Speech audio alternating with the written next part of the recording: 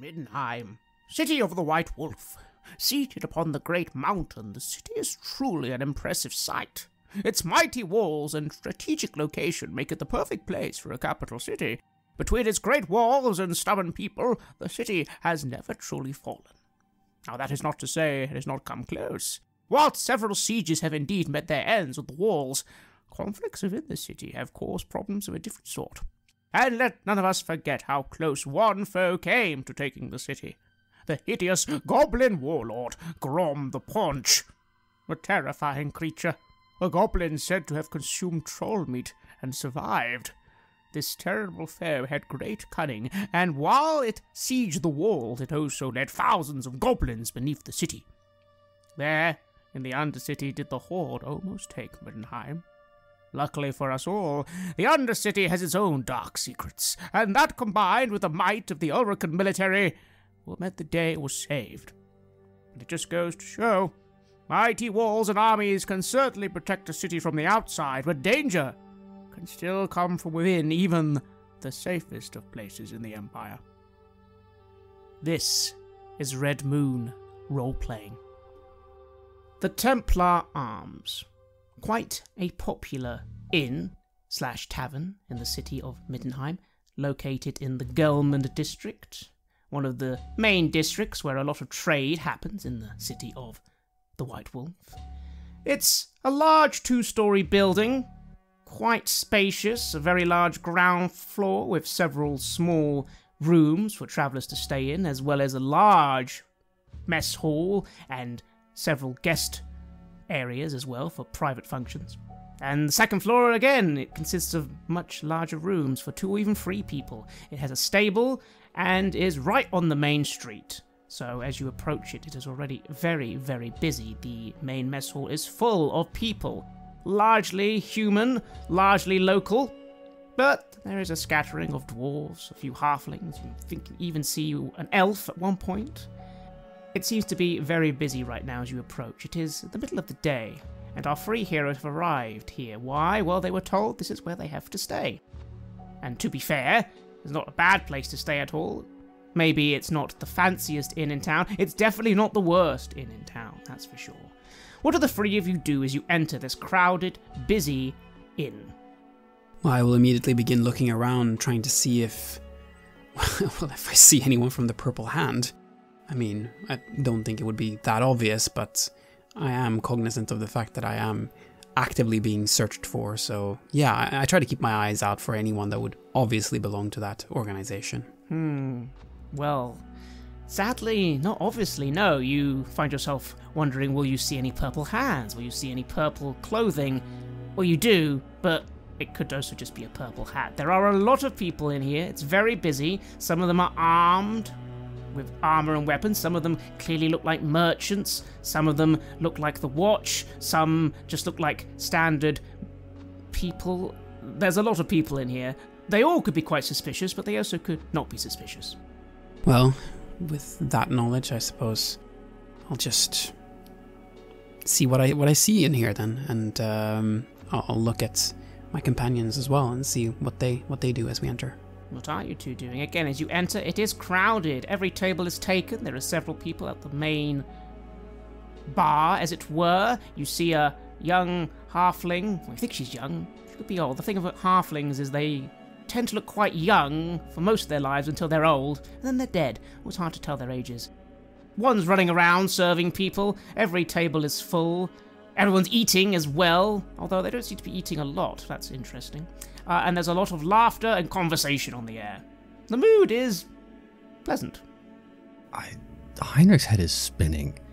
It has been a dizzying journey. I did not correctly understand how tall the viaducts were when we began this journey. So to go from staring down the mountain, just terrified, you'd be like, this is the most above ground Heinrich has been his entire life. So that's terrifying in its own way. And then we get into the city, and it's so many windows and balconies and rooftops. So there's a sense of scale rattling around in Heinrich's brain that, like, thank Sigmar for Kruger keeping an eye out, because by the time that we make it into the tavern, I am just thrilled to only have like one story of things around me. And that relief is wholly inappropriate for the danger of our situation, but nevertheless, just a big brain sigh of relief at, oh, thank God I don't have to be staring at things hundreds of yards away in every direction. It's certainly understandable. Middenheim is like that. Yes, you currently are near a quite open street, but you've already noticed that several of the streets that lead into the inner districts become much more narrow, much more cramped, and everything does seem to be built on top of each other, at least at the level of the mountain you're at. It is a little claustrophobic, although at the same time, oddly, compared to Altdorf, it doesn't feel so dense, it doesn't feel so unpleasant. The air is surprisingly fresh. I suppose that makes sense, you are higher up in altitude. What I'm learning is that miasma, apparently, and I'll share these thoughts with Sigfrida, actually, that it seems that miasma is like a fog. It's heavier, so what must be happening here is that it descends the mountain instead of accumulating in the lowland city. Outdoor, very close to sea level, the miasma can be really close to the ground. Up here, no, it's going to pour down that mountain into the... there's a forest nearby that starts with a D, I believe, a big famous forest. The name escapes me, but it's flowing out there. That might explain why that forest has so much trouble with chaos. And I'm on it. Heinrich is having a brain moment. I nod. Yeah, it's a logical leap to come to. I do consider it. I can't say I've ever really studied the way infectious miasma, plagues and such affect locations at different altitudes. It's never really been part of my study, but it's certainly something I could research. It's really quite an apt observation to make, Heinrich. I don't say this to be condescending, but that kind of thinking, it's really quite stellar. Clearly your encounter with the divine has opened up some parts of your mind that we didn't know existed. Honestly, it's the walk up that terrifying, awful road that has opened up my mind, and also my lungs. But hey, if you think it's such a good idea, like, you could take that to the guild here, right? That's what they want, some kind of new natural law, or you use the word, well, so much for that mind. But you could tell them that, and then that's you in, huh? Well, I definitely don't want to dismiss Heinrich's enthusiasm, which is probably helped by his lightheadedness. I do put a hand out, though, in a sort of cautious gesture. The issue there, and it's only a minor one, is while anyone can go to a physician's guild or a researcher's guild or even a scientist or alchemist's guild and present theories of this nature, what you really require to become any kind of accredited person in their eyes is to have evidence to back it up. We would need to acquire... we would need to acquire, let's say, victims of chaotic sorceries and corruption at different altitudes, find out how quickly that's set in, how robustly they resisted it, or find some kind of census of one city compared to another to see how many people fell in what time. You see what I'm getting at, Heinrich. It's a wonderful starting point, but we can't go to experts with just the theory. We need to have something more substantial to back it up. I'm nodding at all this from a little distance. Yeah, that sounds like it makes sense. Is it that hard in Nuln, Kruger? If you want to be in the... and Heinrich has not forgotten about the lessons we've had in Nuln street gang signs, clumsily trying to imitate a Thieves Guild symbol. Evidence, theories? Wasn't really all that much theory over in Nuln, to be honest. You just kind of pull a knife on someone and, exert your dominance. That was kind of all there was to it. Well, we tried that. The last Physicians Guild didn't work. It didn't. Oh, well. It shouldn't be that hard for us to find someone who is, and Heinrich knows better than to say, chaos and sorcelled in a crowded room. So he'll just make that little face. Someone who is, we tend to stumble into them everywhere we go. We sure do. Speaking of which, are we supposed to meet anyone here, or just check in, or...? Well, you believe you were told to check in, so I guess, yes, at some point you probably do have to speak to someone to get checked into a room. Did she give us a code phrase or something? I meant to have written it down, but I don't have that in my notes. She didn't give you a code phrase. She gave you a piece of paper with some writing on it. Well, Heinrich would not be the one carrying that. He is not trustworthy. I can't read, so it's probably Siegfrieda who's carrying that paper. Okay, let's deal with this low-level functionary, shall we? I rub my hands together and go toward the clerk. If this... is the Templar's Arms the kind of place where you'd go up to the bar steward and say, could I have keys to my room, or do they have a separate desk service for such things? You know, some places are treated more like inns, some places are treated more like taverns. You think this place is treated far more like a tavern. There are several people on the bar, but one of them seems larger than all the others and seems to be telling other people what to do. He's standing right beneath a very nice shield. Where's that from? Something historical, you think? Excuse me? The man turns. He is a large man. He is tall, he is broad, well-muscled arms. Clearly a man who has known labour in his life. He has a big, thick black beard with big, thick black curly hair. His eyes are brown, and his skin colour, again, a darker tone as he regards you and nods. Yes, hello, ma'am. Welcome. Welcome to the Templar's Arms. What can I do for you? I give my best smile. Ha! Yes, we are travellers, so we've come all the way from Altdorf. I believe booking was made ahead of our arrival. You may have our names on your books. Of course. Siggy! A woman comes to him and he says... Good. I was about to judder and think, are you calling me Siggy right now? But no, realising he's not calling out to me, I refrain from going for the throat. The woman, whose name apparently is Siggy, quickly goes over to look at a book. Oh, yes, sorry, Mama, your name? Siegfrieda. Oh. She begins looking over the ledger she has in front of her. She looks to the man. Oh, sorry, Mr. Bretner. No, did you have it under another name? There's no Siegfrieda here. We do have a letter of note, I say.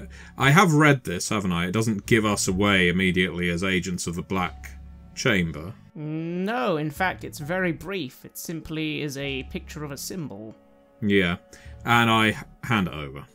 She looks at it with confusion, but she hands it to the man, and he looks at you and leans forward. Well, you should have started with that. Oh, well, you know, I like courtesy as rather than getting straight into business. Well, it's your lucky day. We don't have any rooms. Except, of course, for you. Hang on. That really is very fortunate. Thank you so much. Zelda, come here. Take these, fine people to their special room. A young lady comes over. She's not too young, possibly in her late 20s rather than her early 20s. Long brown hair tied up in a bun, wearing the garb you'd expect from someone who works in a tavern. Perhaps she's a serving maid of some sort. She has green eyes and some freckles, and she smiles, especially at you, Heinrich, before nodding. Hello there, friends. Any bags or anything to take up? Oh. We don't have much luggage between us, and I assure you we can carry them ourselves. I look to my two gentlemen friends. Indeed, we don't have much, so I'll just nod and smile at her. However, there may be some baggage that has arrived in advance of our arrival here, and you may be keeping that in stores or something like that. Oh, maybe. I wouldn't know. I just have to take you to your rooms, and she gestures for you to follow her. Do you think you could check? It should have come all the way from a place called Wittgendorf. She looks to the man. He frowns and says, "No, she won't be checking anything. You're going to your room now, quickly." I will refrain from insisting. Let's not get off on the bad foot. Righto, I'll come back down later. What are you do you follow her? She leads you to some stairs that seem to lead to the second story of this building, and seem to then leads into a hallway that seems to lead into some of the bigger rooms at this establishment. Yeah, I mean, if we're being led upstairs, that's certainly less ominous than being led down into the cellar, so I'm happy to follow. You are led along. You enter a hallway. It all becomes a lot quieter. Not completely quiet, but a lot quieter than the main hall. She turns and says, "Sorry, you're not supposed to talk about things. This is all supposed to be hush-hush. It's very exciting, but sorry, I was told when it's that room, you don't ask anything. Sorry." Oh, there's no need to fret, dear. I promise you. We are all these, cloaks, daggers, veils of secrecy and so on. We're just normal people who pre-booked in advance, that's all. No need to fear around us. She gives you a very silly wink and looks at you, Heinrich, and says, "Oh, yes, just normal people in the special room, of course." No, I shouldn't get too excited. I'm Zelda, by the way. If I can give you anything, need any help, I work here. I'm your girl.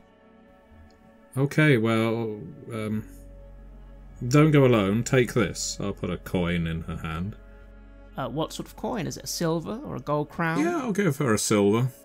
She looks at it very gratefully and nods before gesturing to follow her all the way down the very far end. You take note, Kruger. Lots of rooms here, at least 10 or even 20. It's quite a lot. Your room seems to be all the way down at the very end. And she says, "I believe your friend is already waiting inside. Again, enjoy your room. You're lucky, otherwise there really were no rooms." Well, we are so fortunate, aren't we?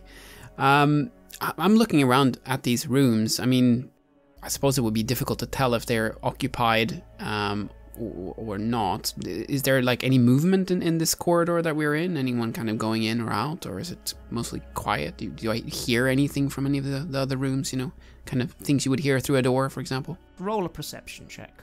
That is 35 under 43, so that is 1 degree of success. Not too bad. You think there might be some people up here? Sure, you can hear some movement, someone moving a crate around in one room. All the doors are nice, thick, made of good solid oak, obviously for privacy. So you're not entirely sure if every single room is currently occupied, but you definitely can hear people are in these rooms. And again, the hubbub of the main inn is still not very far away at all. You do also notice just before you get to this door, you do hear a slight creak of the floorboards in the room you're about to enter. So someone is waiting for us there then. Nothing about this strikes me as odd in any way, right? This is just a normal inn, really. That's what it seems like, yes? I mean, you hope so. It depends, doesn't it? These days you found lots of places that seem safe and normal and that turned out not. So maybe there's a guest waiting for you in your room. Maybe there's a whole group of assassins. You really hope not. Indeed. I'll just nod to the others and sort of gesture to let's move in. I think at this point we would have established that anytime we're going to open a door and we don't know what's on their side, that's a Heinrich job, just in case. I mean, an abundance of caution, right? So, if someone's going to get shot by the assassin waiting on their side of the door, it might as well be me. I will proceed forward. Then you do so, Heinrich. You open the door. Zelda does a little curtsy before scurrying away, and you are greeted to a fine room. 3 beds, a couple of chests, a bit of a wardrobe, nice carpet on the floor, and there is a man sitting in a chair, looking at you as you come in. He is a dwarven man, seems to be smoking something. He is dressed in full leathers and has a bit of a travelling hood up. You look to his belt and see there is indeed a pistol there. But it is not aimed at you. If anything, he seems to be waiting for you, and as you open the door, he regards you and gives a bit of a nod. I think I would speak loud enough that, just based on the way that I understand the hallway, the 3 of us won't be standing abreast in the door, so there'll be a moment where I see him before the other 2 do, which is why I will announce loudly, "Ah, good afternoon, Sir Dwarf," with a tone that lets them know there's someone for sure in the room and is a dwarf. Aside from that, I'll take a cautious step forward. I don't really trust anyone we found in our bedroom, especially after the last inn. But I'm not going to draw steel on him just yet. No, he gives you a look, scratches his thick red beard, and again, red hair as well, braided ever so slightly, typical of most dwarfs. And he gives you a look, smokes his pipe, and says, Well, come on in then, hurry up. My sincere apologies. It appears the room's been double booked. We'll have to speak to the innkeep about this. It hasn't been double booked. Get in. Hurry up. I'll do as he says if I hear that. The famous dwarven sense of humor. I'm waving them all in. Then you go in. Do you close the door behind you? I think that makes sense. You close the door, and this man doesn't get up. He just frowns quite heavily and scratches his nose. Oh, dear. Well, I don't think much of you three, coming in here saying things like, is the room double booked? Why would you say that out loud? Gosh, novices. Whatever.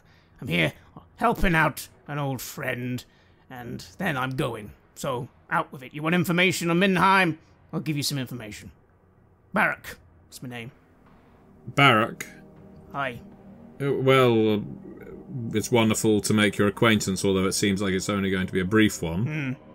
Well, in that case, let's not get comfortable. What information do you have for us? What do you want? Oh, I thought you were here to pass on a message or something, as in you are here as a repository of information. We can ask you anything and you will tell us. Best of my ability. Aye. Apparently you three, according to what I've been told, are new to Middenheim and don't know nothing. So, I can tell you some things. That's a fair assessment. We very rarely know much. I look to Heinrich and Kruger.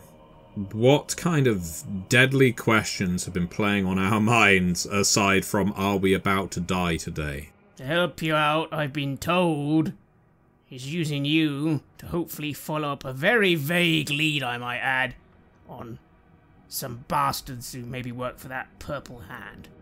Oh, we're aware we're being used, friend Barak. Don't worry about that. We're under no illusions there. But I assume your loyalty is to Ms. Nacht. No, my loyalty is to the city of Middenheim, to the Graf, and of course the Emperor.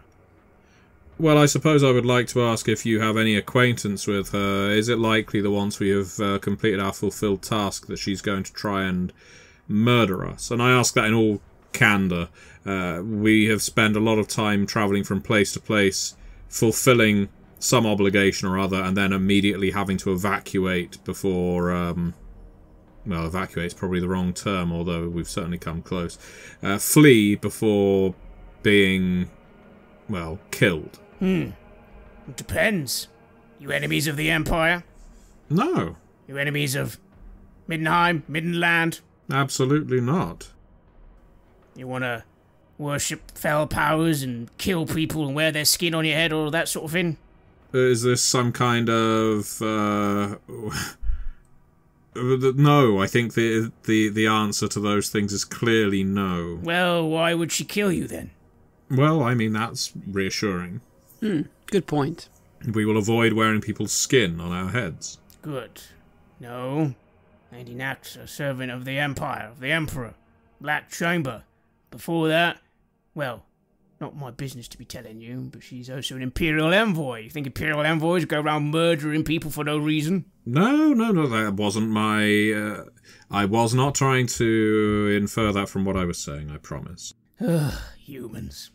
But one thing I would like to know, and I'm sure my companions are also very cautious of, if, as you mentioned, the Purple Hand, what kind of reach do they have in Middenheim? We've had run-ins with them on numerous occasions now, and they seem to be everywhere.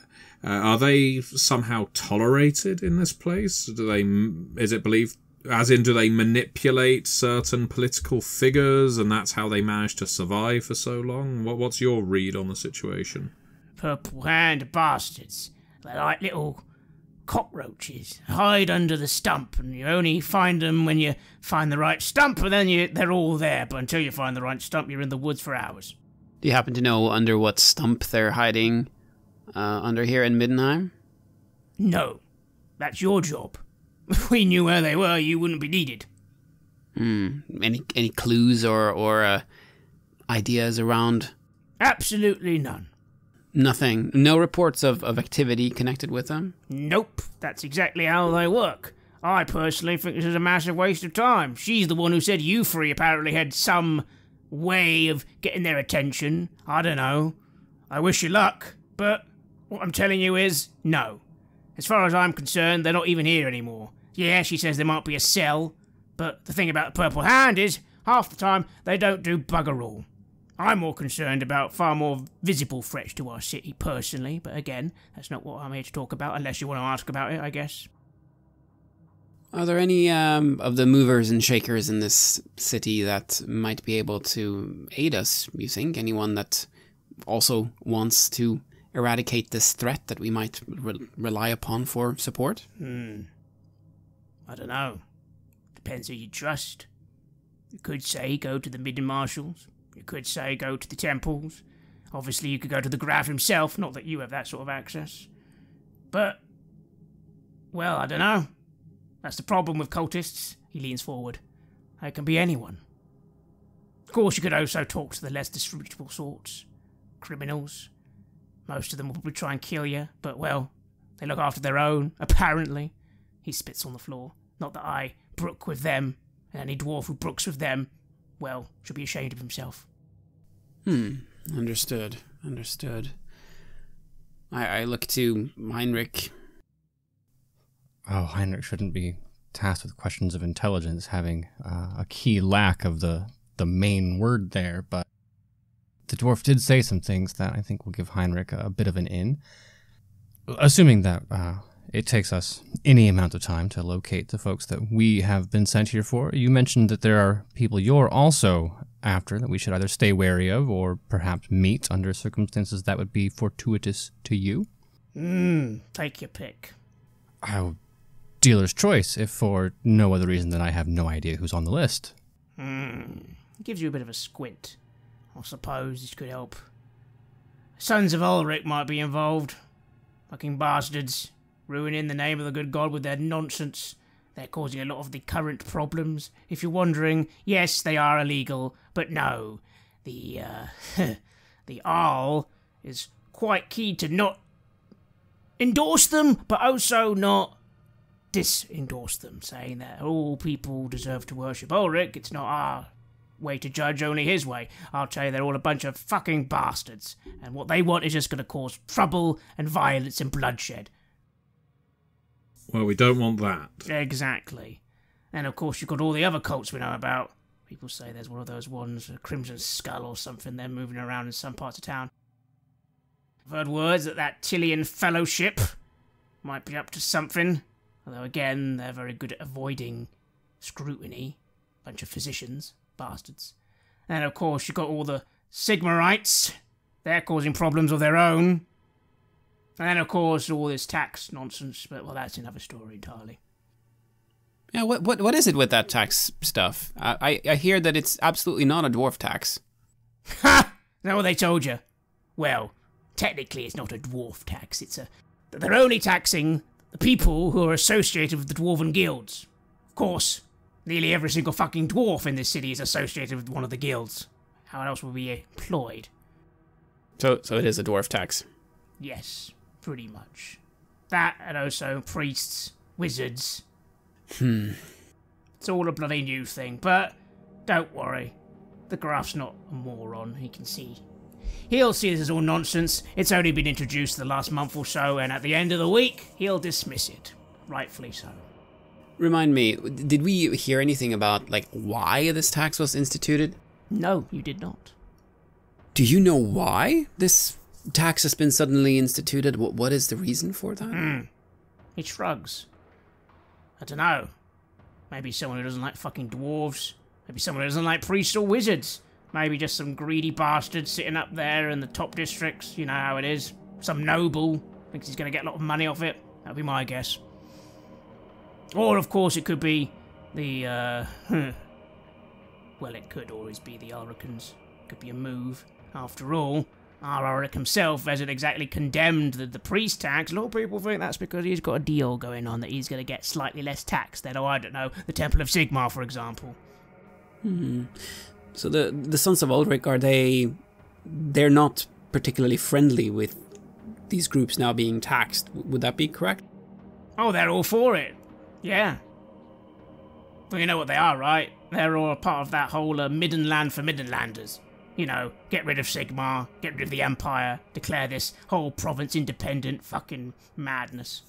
Shut down free movement, that kind of thing. Exactly. And very fond of beating you up in an alleyway if you disagree with them, that sort of thing. They think they're chosen by Ulrich. They go around with their big beards and their axes.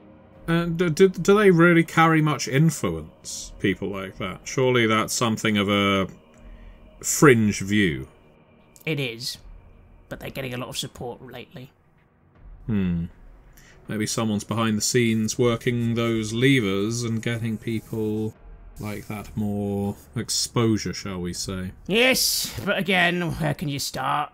I can only focus on Middenheim. A lot of their influence is outside of the several villages, several towns, and of course it's not exactly new.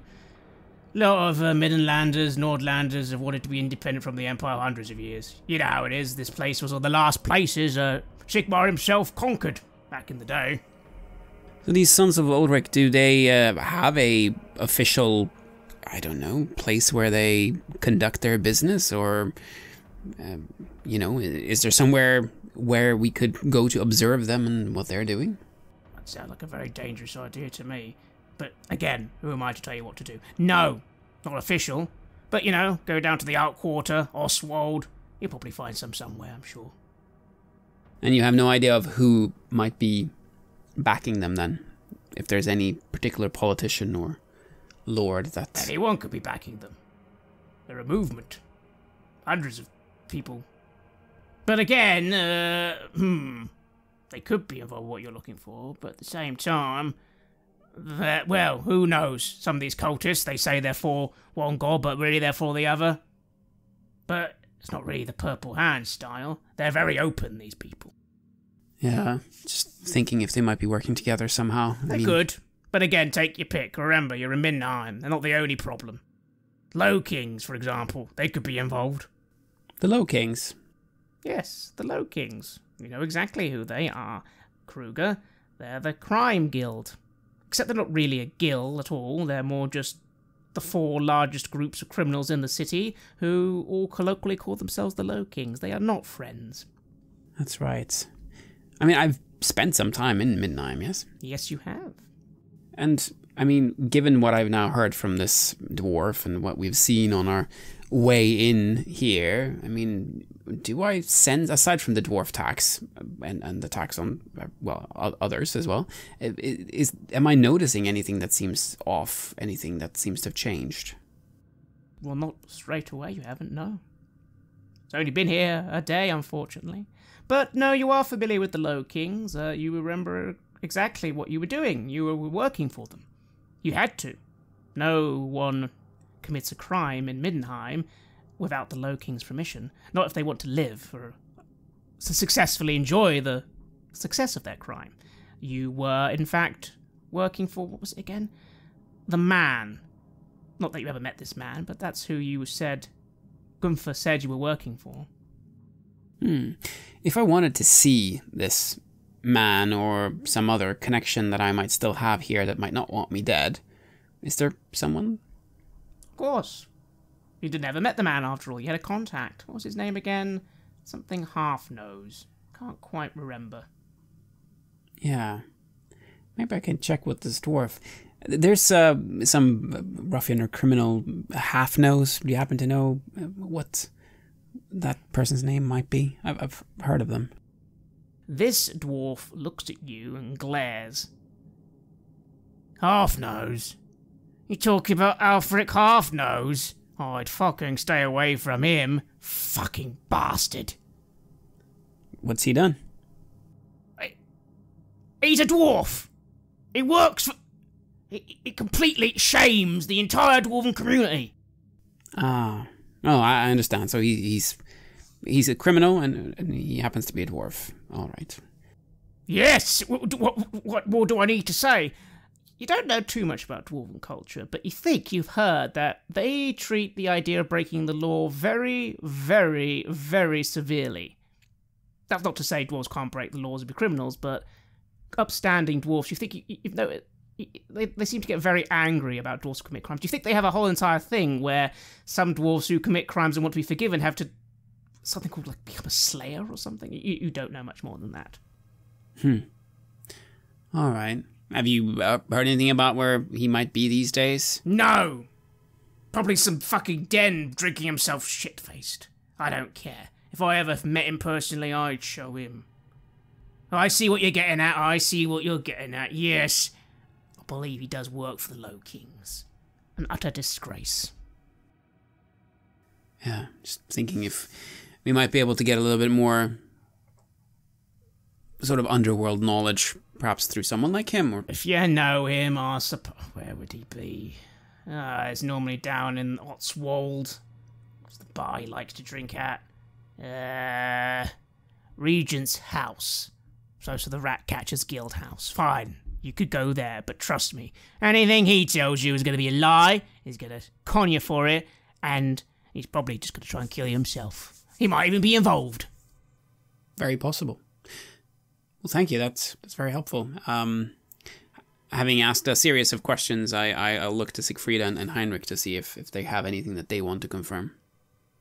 No, there's a lot of information here, but I don't know anything that I want to dig too much further in at the moment. I have a question, I guess, a business-related question. Barrack. I've heard tell of the Exana House in the city, a place where large dogs are raised as guard dogs and vicious pets to those who need them. Do you know of that place? There's a kennels.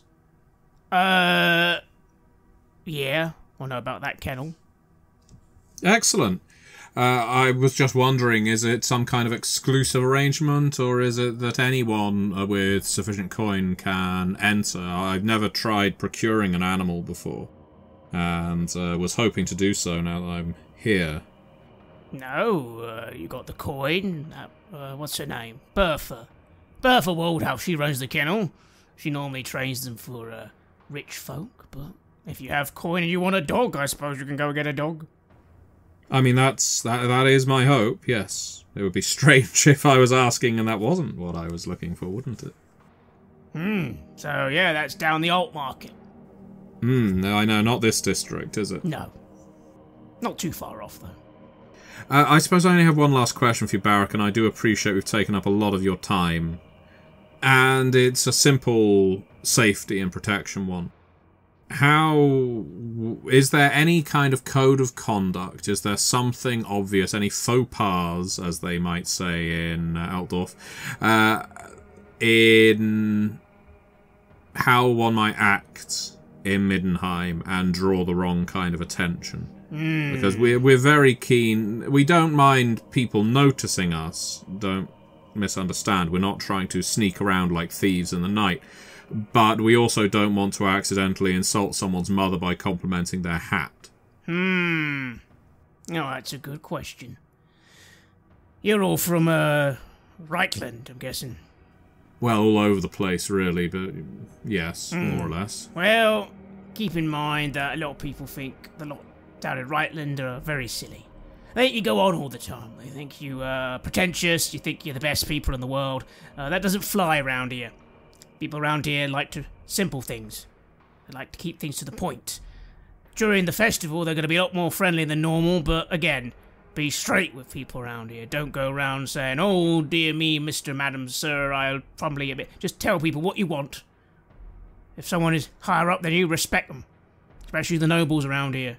Don't try giving them attitudes or insulting them. That's just going to get you thrown out places.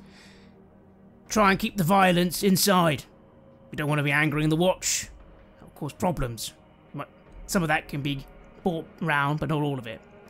If you go down the Ostland and the All-Quarter districts, he looks at you, Kruger, that's a little different. You can get away with a lot there, but likewise, a lot can be done to you. The watch don't have no control in that part of the city. Not at that. Likewise, you go upscale, then yeah, lots of watch. They're not bad, although, he lowers his voice, there's corruption there. Not from the top, but down the middle. There's a reason the Low Kings have the power they do.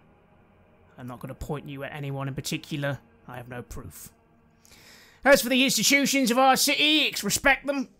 Again, there's a lot of, people having a say. That's the point of the Burgerlich commissions, yeah? The Commission of Tax and the Commission of Health and all that. Graf likes people to have a say in what goes on in the city. That's why I'm sure this tax problem will be solved shortly. At the end of the day, he gets the final say, but he does listen to his advisors and all the people of the city. Although, a lot of them seem to be in favour of it. And yeah, I suppose that's good enough. Oh, and also, again, who do you people worship? Sigmarites? Yes, I think that's fair to say. I'm not going to mention Cleo, although I don't believe my god of healing is at all offensive. Just be mindful of what you say to some folk. Currently, there's a lot of tension in the air. The Sons of Ulrich are definitely responsible, but it's not just them. There's also, old wounds. And it's not helping that the Emperor seems to be acting very unusually lately. That mutant decree has not gone down well at all. There's rumours about wars happening in other places, he's not doing anything. And, well, like I said, some people still believe that this place should be an independent province. Some people even believe the current Graf should be the Emperor. They're not exactly wrong, but, well, they're not right either. So, be respectful. Ulrich is the one who has say here, not Sigmar. Unless, of course, you're talking to a Sigmarite, or you go down the Temple of Sigmar. Well, I think it's very unlikely that we're going to get involved in the political manoeuvrings of kings, queens, and assorted nobility. Of course, why would you? You're here to follow up on some sneaky little bastards. Exactly, I'm sure they won't cross over at all. Exactly. And personally, I think she's overestimating them. Again, their speciality is doing nothing. So, why should we worry? There are more active people in the city right now than them. Well, we've survived so far with them on our tail, so they can't be too competent, can they? Well, I definitely want to go to Oswald and to talk to that Alfric Halfnose fella. See what we can find out from him, given that I have, these connections since before. Perhaps we can find out a little bit more about the Purple Hand from the underworld. Yeah, I don't think charging after the Sons of Ulrich, I don't see them as being the reasonable talking to type. No, they seem rather judgmental and unpleasant. They certainly do. And of course, there's a few things you haven't mentioned to this dwarf. You've not mentioned, for example, that you have reason to suspect one of those individuals was working at the Commission for Trade, Commerce and Taxation. You've also not told him that apparently you have a Purple Hand safe house location as well. We do, and I'm not sure yet whether we should... I've been tempted to share it with this fellow. The main issue is, if he's already been on the hunt for them, we may get a few too many questions if it becomes apparent we already know where one of their safe houses is. I still think it's best to check that out ourselves. As that was part of the deal I made with that fleshy-haired person. Hopefully to persuade them that, look, we're not the Castelliberung you were looking for, and therefore you can leave us be now. But it's clear we're not going to get off the hook until this cult is pretty much scrubbed from the city. So I'm of two minds, but I don't want to discuss it in front of Barak. I think it's something to decide with my companions. For what it's worth, I'm 100% with you, because I think the worst thing that could happen there is he finds out we let that woman go, right? So better we deal with that on our own terms, and the outcome will please Barak regardless. We don't have to tell him up front. For now, the dwarf seems to sense that you're out of questions. He stands, he finishes his pipe, he nods. Right, well, there you go, I've done what I said I'd do. Oh, and full disclosure, I'm also supposed to watch you. I'm not going to be fucking following you all around the city, but you are expected to spend your nights here as much as you can. She said she'd be coming herself in about, 2 days. Yeah, so good luck. Oh, and of course, it goes without saying, tomorrow that festival starts. Lucky for you. A lot of important people are going to be milling around and letting their guard down, so good timing to do an investigation, I'll give you that. Would you say that this place is safe? I mean, a safe place to rest? Do we have to keep our guard up in here as well, or? He looks around. We use this place a lot. It's reasonably secure, but that doesn't necessarily mean it's safe. No place is ever truly safe. Watch who's following you. Watch sightlines from the windows. He goes to a window and peeks out. Again, it's not terrible, but, well, when you're hunting cultists, I'm afraid there's nowhere safe, you. Doesn't sound great, but it sounds better than, well, somewhere else. So, yeah, we'll keep our eyes open. Very well then. Good luck, I suppose. Again, don't know if this is that important at all, but our mutual friend seems to think it is. Like I said, bigger problems in Middenheim right now than one chaos cult. Indeed. Well, we're very lucky to have such a friend between us, aren't we? Do her right. She does do her job well. Anyway, I've got to go. I've got things to look out for. And, yeah. That dwarf tax. Ever think about it? Someone who hates dwarves. Definitely. It's my hunch. Seems reasonable. And, off he goes, leaving you alone. Oh, before you depart, sorry, friend. One last thing. In the unlikely event we are in need of assistance, I know you're not some emergency mercenary on call or anything like that, but I assure you we are only working for Middenheim's health. If we do need you, is there anywhere we can go, anyone we can tell to get your attention? I'm afraid it's going to have to be here. I'll give you this. There's a few more eyes on you, so hopefully some help can come, but again, don't rely on that. You're practically on your own, especially if you go down to those lower districts. But if you truly have something and you let me know, come back here, leave a note or something. I'll do my best. Thank you. We do appreciate it. Like I said, I'll serve Middenheim and the Graf. Even if it is small, if there truly is an issue and we can deal with it, I'm sworn to do my best. Us dwarves, we don't forget. Middenheim's a dwarven city as well as a human city, at least in our view. I give him a smile again. He doesn't smile back, but he gives you a nod. Maybe that's his way of smiling. And off he goes. I take what I can. And the three of you are left alone. And it occurs to you at this point in time that you truly are now alone. Yes, you have some obligations, but, well, in a way, if you wanted, there's nothing stopping you just catching a carriage and running away from all this. But you think for the moment, your choices from now on are yours. For the moment. Oh, you would say that to Heinrich, but he wouldn't believe it. Everything about the adventure so far has been one thing leading into another. And I think you'd know enough by him by now that given the opportunity to spend time in a town where A, there's some good dueling afoot, and B, we could murder some chaos cultists, I mean, everything a man needs is in Middenheim.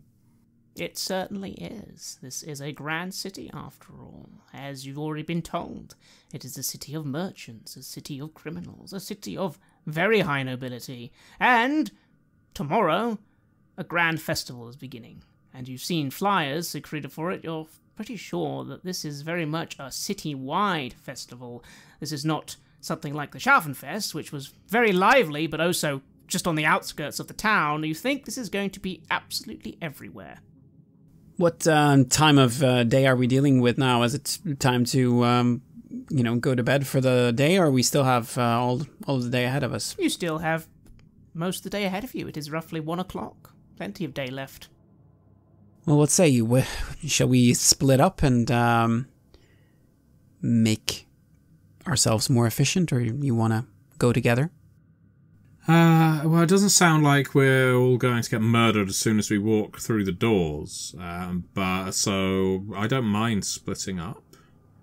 But how do we all feel in terms of safety? And now that our friend has departed, how do we feel about this safe house we know of, operated by the Purple Hands?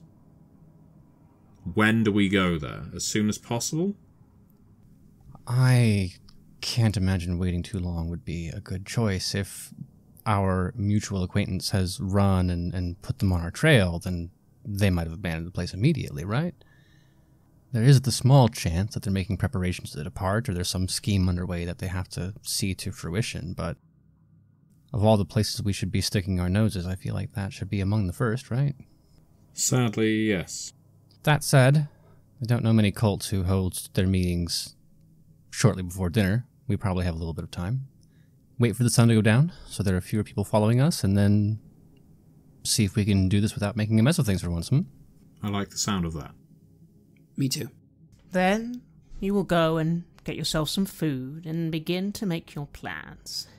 It is a fine day in the city of Middenheim, and the three of you seem to have an awful lot of work ahead of you. The three of you are seated in your room, having a meal. Granted, you're a little surprised when the meal comes, and it's quite cheap, which is good, but it's also rather bland. Like, apparently all they have is grey soup and a bit of bread. Zelda has come to your room to serve it, and she does see you looking at the food. Are you openly showing distaste for the food? Or are you pretending it's all fine? I imagine we've eaten worse, so I will consume it just to get something hearty. We've been out traveling quite a lot, haven't we? And it's not like we've necessarily had amazing food on the way, have we? No, that's very true. So, better than before, but not great. But, you know, it'll be better later, I'm sure. All of that said, Heinrich has made a pretty big show of always splurging for a good meal if you go back through the various inns we've visited. So I don't know that he's much of a... He's not enough of a jerk to make a big deal about it, but making eye contact with Zelda, maybe poking a little hesitantly with a spoon into the soup, just trying to communicate very softly that there might be something unsatisfactory, but not wanting to do it in a very loud, obnoxious way. Yes, sir, sorry, it's... You're not from here, are you? Oh, no, I'm from several hundred feet down. Ah, sorry, it's it's for the festival.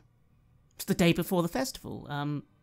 Do you know what the festival's for? No, there's a holiday? Yes. Oh, you didn't. Oh, that's funny. Sorry. No, it's not funny. You didn't know. Yeah. Well, there's the grand festival, which we celebrate every 4 years. And the day before the festival, everyone eats rations because that is what they were eating before the siege fell. Just the day before the siege fell, they were on their last legs, and so you eat like this today. But I promise tomorrow. Oh, there's going to be so many things. I see. This is a reenactment or a memorial? Yes, exactly, yes. A tradition, I guess. I don't know. I think... I can't remember how long the festivals have been going on for. Quite some time. Oh, I imagine so, yes. Uh-huh. So sorry, but I assure you, tomorrow, we have roast goose, we have plucked pheasant, we have some of the finest hogs, but today, everyone's supposed to eat humbly. Oh, the fact that it's even warm is appreciated. Thank you. Well, I'll leave you to your meal. Again, happy festival. And off she goes. And once again, the three of you are alone. Well done, Heinrich. You've successfully, within 1 day of arriving here, insulted their cooking. I was just curiosity striking. I have to say, the idea of finding joy should stand on its own, right? That the point of a festival shouldn't be to first feel miserable just to emphasize the misery before the festival. Oh, there are many cultures that fast to better appreciate the luxuries of life. There are some villages out there, outside places like Middenheim, where you only ever get to eat a strong, hearty meal with meat in it and spices if you are ill.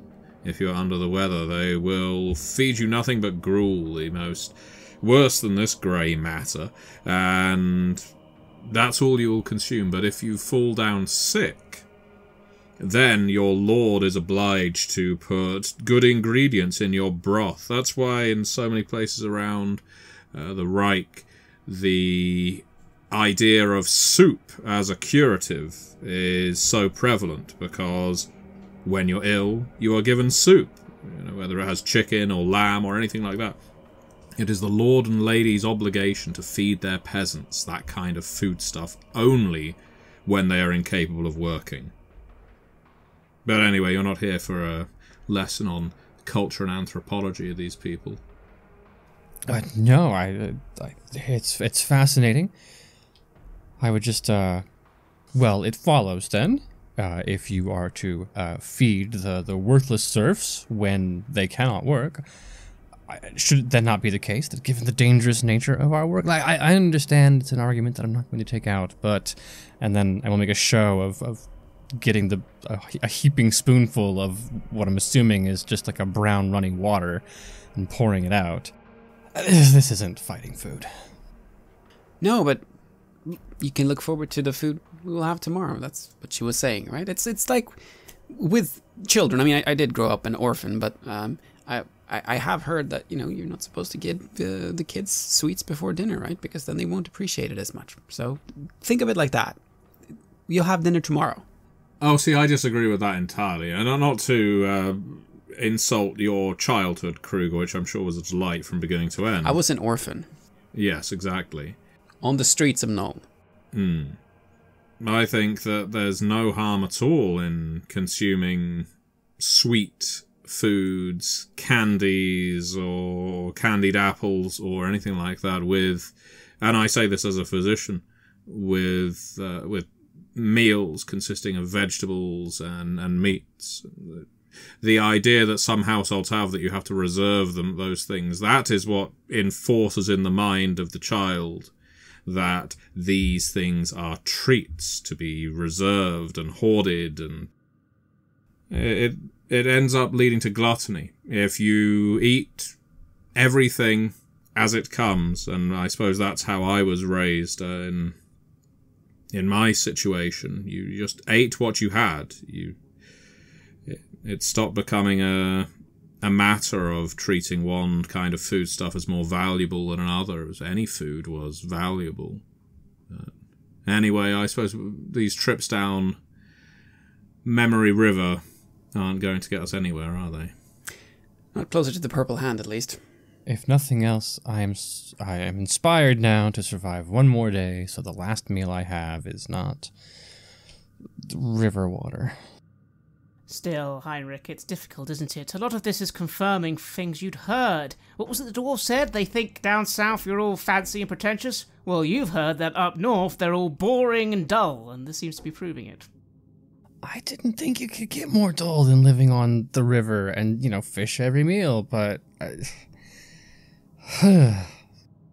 You recall a popular Reichlander saying about Middenheimers, what was it about the city? They said, what's the best thing they can do? Keep things up. What's the worst thing they can do? Keep things up. It's normally followed by a lot of laughter. I am going to write that down and then swear to both of my friends to not say that while we're here. You think to yourself, that wouldn't go down well, no. But the meal will pass in time. I recall in our last discussion we talked about going to sniff out the Purple Hand once the sun had gone down, but I also recall we had a few hours yet before that, right? You do indeed. Again, you think you've got about 4 or 5 hours before evening sets in, but yes, you have a bit of a day left, and of course the whole evening, and you are in a city. That doesn't necessarily mean you're safe, but most of the cities of the Empire, it's expected to not be brutally murdered just for walking down a main street. Maybe a side street, but not a main street. If only the Purple Hand played by those rules. If only they did. If only they did. Truthfully, all the 3 of you now know is that you're going to have to make some choices on what you do next. You have listened to an episode of Red Moon Roleplaying, where we play the legendary campaign The Enemy Within for Warhammer Fantasy Roleplay 4th Edition. published by Cubicle 7. In this third part of the series, we are tackling Power Behind the Throne. Joining us as players in this series are none other than Aaron Hammonds from Queen's Court Games and our dear friend Matthew Dawkins. The music was made by Flowers for Body Snatchers, Wordclock, Metatron Omega, Aegersonus, Apocryphus, Halgrath, and Northumbria, featuring a number of collaborations with other artists, and was used with permission from their label Cryochamber. Check out their website at cryochamber.bandcamp.com or their YouTube channel for some moody dark ambient for your gaming table. We would like to give massive thanks to our champions of the Red Moon, Martin Heuschober, Simon Cooper, David, Julia, Camilla, Bob Lange, Cameron, Antxon, and Graham Barey for their generous support. And we'd of course also like to thank all of our other patrons. Without your support, the show would not be possible. If you want to support our work, please check us out on Patreon. You can get access to bonus campaigns for Cult of Divinity Lost and Coriolis there, as well as get early and raw access to all of our recordings. You can also hear your name read on the show as a champion of the Red Moon, as well as play Cult with us. Most importantly, that support is what keeps the show going, so do check us out there. Thank you again for listening, and remember that Skaven are definitely not real. Except, well, who's gonna believe you? Never mind.